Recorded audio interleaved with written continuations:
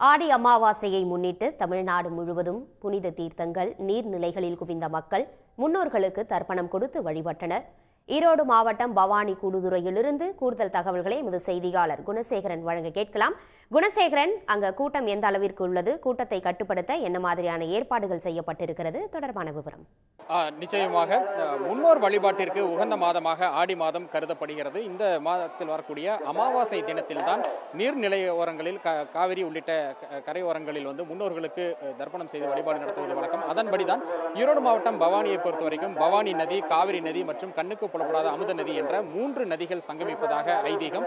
இந்த நதியில் கூடுதுறையில் குளித்து இருக்கக்கூடிய சங்கமேஸ்வரரை வழிபடுவதும் முன்னோர்களுக்கு தர்ப்பணம் கொடுப்பதும் இந்த அமாவாசை தினங்களில் வழக்கமாக நடைபெறக்கூடிய ஒரு விஷயமாக இருந்து வருகிறது. இந்த ஆடி அமாவாசையை பொறுத்த வரைக்கும் இன்று அதிகாலையிலேயே ஏராளமான பொதுமக்கள் பல்வேறு ஊர்களிலிருந்து வந்திருக்கிறார்கள். அவர்கள் இந்த 3 நதிகள் சங்கமிக்க கூறப்படக்கூடிய இந்த பவானி கூடுதுறையில் குளித்து படித்துறையில் மற்றும் இங்கு இருக்கக்கூடிய பரிகார மண்டபங்களில் முன்னோர்களுக்கு பூஜைகள் செய்கிறார்கள். குறிப்பாக பல்வேறு பொருட்களை வைத்து அவர்கள் பூஜை செய்தும் எள்ளு தண்ணி மற்றும் பிண்டம் ஆற்றில் கரைத்தும் பரிகார பூஜையிலும் ஈடுபடுகிறார்கள்.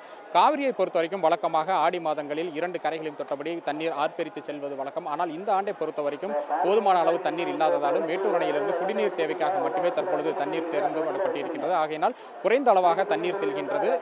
அதில் குளிப்பதற்கும் ஒரு ஏதுவான சூழ்நிலை இல்லாத ஒரு சூழ்நிலையில் படித்துறையிலேயே அருகில் குழாய் அமைத்து ஷவர் மூலமாகவும் ஏற்பாடுகள் செய்யப்பட்டிருக்கின்றன.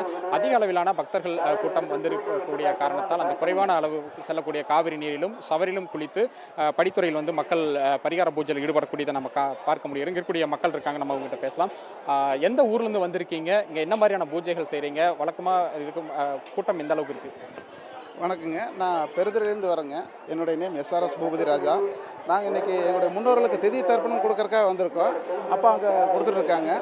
இப்போது வழக்கமாக பார்த்திங்கன்னா உங்களுக்கு ஆடி மாதம் தண்ணீர் பார்த்திங்கன்னா கொஞ்சம் ஆற்றுல அதிகமாக வரும். ஆனால் இந்த வருஷம் பார்த்திங்கன்னா இன்னும் தண்ணி கம்மியாக வரனால ஒரு சிலர் பார்த்திங்கன்னா சவலில் குளிச்சுட்டு இருக்காங்க.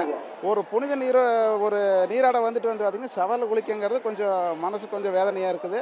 அதுவும் இல்லாமல் பார்த்திங்கன்னா தண்ணி பார்த்திங்கன்னா கொஞ்சம் தேங்கி போகிறனால உங்களுக்கு துணி கொஞ்சம் அசுத்தமாக இருக்கிறனால கொஞ்சம் கதன்னு இருக்குதுங்க. இதையெல்லாம் பார்க்கும்போது பார்த்திங்கன்னா கொஞ்சம் ஒரு புண்ணிய நதிக்கு இந்த மாதிரி ஒரு இதாக இருக்கிறது நம்மளுக்கு கொஞ்சம் ஏற்புடையதாக தெரியலைங்க. என்னென்ன பூஜைலாம் பண்ணீங்க? இங்கே திதி தர்ப்பணமுங்க முன்னோர்களுக்கு. இதனால் பார்த்திங்கன்னா வருஷம் இந்த ஆடி அமாவாசை, புரட்டாசி அமாவாசை, தை அமாவாசை, இந்த 3 அமாவாசையிலையும் பார்த்திங்கன்னா முன்னோர்களுக்கு திதி தர்ப்பணம் கொடுக்கறது குடும்ப வளம் செழிக்கும், நோய் நொடி இல்லாமல் இருக்கலாம். அதாவது முன்னோர்கள் நம்ம வீட்டில் இருக்க வரைக்கும் நம்ம பார்த்துக்கிறோம். அவங்க பூதலோகம் சென்றதுக்கு அப்புறம் பார்த்திங்கன்னா அவங்களுக்கு இந்த மாதிரி ஒரு திதி தர்ப்பணம் தொடர்ந்து நம்ம பண்ணிகிட்டே இருக்கணும். இதுதான் மிகப்பெரிய ஒரு சிறப்புங்க.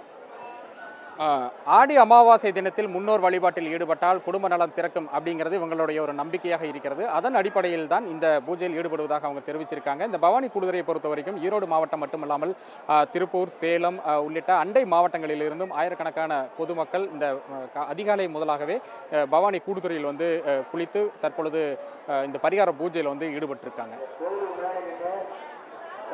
பல நிலவரங்களை பதிவு பண்ணமைக்கு நன்றி குணசேகரன்.